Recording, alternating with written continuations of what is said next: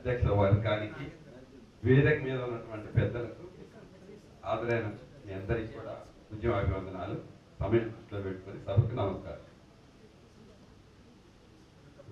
పెద్దలు చెప్పారు, అక్క సుమారుగా 26 డిసెంబర్ వరకు నవంబర్ వరకు రాష్ట్ర కమిటీ సభ్యురాలుగానే కొనసాగుతారు, ఉద్యోగం ఇరవైనప్పటికీ. కాబట్టి ఎక్కువ సమయం దీనికే కేటాయిస్తారు. నేను కూడా వచ్చే మే 31 రిటైర్ అవుతాను. మహబూబ్నగర్ జిల్లాకి దాదాపు మహబూబ్నగర్, నారాయణపేట, వనపర్తి 3 జిల్లాలు ఎక్కువగా నేను కూడా తిరిగాను. ఉద్యమ అవసరాల దృష్ట్యా, ఎమ్మెల్సీ దృష్ట్యా. నాగర్ కర్నూలు కొద్ది మాత్రమే తిరిగాను. ఉద్యోగ విరమణ తర్వాత మీరు ఎక్కువ సమయం ఈ ప్రాంత ఏదైతే ఉమ్మడి జిల్లా అభివృద్ధి కోసం టీపీటీఎఫ్ కేటాయించాలని, నిర్మాణం లేనటువంటి గద్వాల జిల్లాకి మీకున్న పరిచయాలు, దేవేందర్కి ఉన్న పరిచయాలు, వెంకటనారాయణ గారికి ఉన్న పరిచయానికి అందరూ పేరున మీరందరూ ప్రయత్నం చేయాలా. దాంట్లో నేను కూడా ఎప్పుడంటే అప్పుడు రావడానికి సిద్ధంగా ఉన్నాను. వచ్చే జూన్ తర్వాత అయితే మీ ఇష్టం, ఎప్పుడైనా పిలవచ్చు.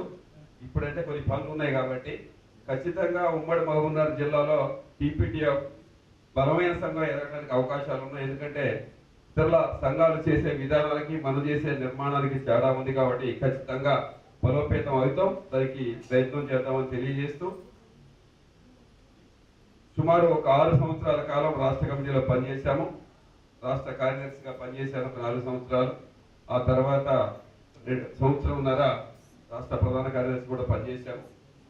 చాలా నిక్కచ్చిగా తన అభిప్రాయాలు చెప్పడంలో కానివ్వండి, సమయం ఒకరోజు రాష్ట్ర కమిటీ సమావేశం జరిగింది ఏదో మొక్కుబడిగా కాకుండా రాత్రి 12 గంటల వరకు భోజనం చేయకుండా రాష్ట్ర కమిటీ నిర్వహించాం. 1-2 సందర్భాల్లో ఎజెండాని పోస్ట్ పోన్ చేసుకుంటూ పోతే ఎప్పుడు పోస్ట్ పోన్ అయిపోతుంది, మరి ఎప్పుడు ఎజెండా పూర్తి కావాలి. కనీసం లంచ్ వచ్చినప్పటికీ, డిన్నర్ వచ్చినప్పటికీ కిందికి వెళ్తే వెళ్ళిపోవాలని చూసేవాడు ఉంటారు కొద్దిగా పరిస్థితులు పెట్టి. కానీ మేడం ఉన్నారు, మేమందరం ఉండి 12 గంటల వరకు పూర్తి ఎజెండా అయినాక మేము భోజనం చేస్తాం. అంటే అంత పట్టుదలగా రాష్ట్ర కమిటీలో పనిచేశారు.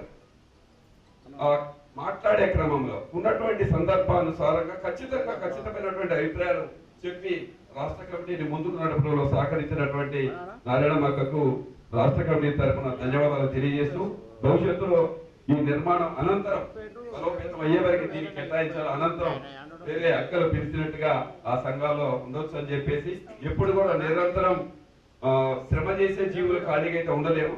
సెలవు వస్తేనే పోయి ఆఫీసులో కూర్చుంటాం, స్కూల్కి పోనవడం. కాబట్టి ఖచ్చితంగా ఆ మేరకు అక్క పనిచేస్తుందని చెప్పేసి పనిచేయాలని కోరుకుంటూ ఈ అవకాశం మీ అందరికీ ధన్యవాదాలు. Thank you.